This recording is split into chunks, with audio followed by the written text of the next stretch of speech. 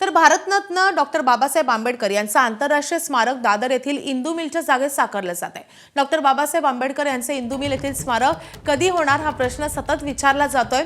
पुतळा संघर्ष समितीच्या मागणीमुळे नव्या सरकारनं म्हणजेच मुख्यमंत्री देवेंद्र फडणवीस यांनी नुकतीच नव्यानं समन्वय समिती स्थापन केली आहे। येत्या पावसाळ्यापर्यंत पुतळ्याचं स्ट्रक्चर उभारण्याचं नियोजन आहे।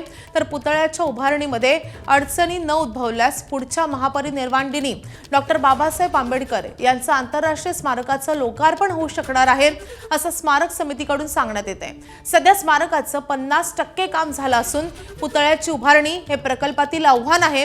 100 फुटांचा पायथा आणि 350 फूट उंच पुतळा असं एकंदरीत भव्य स्मारक असणार आहे।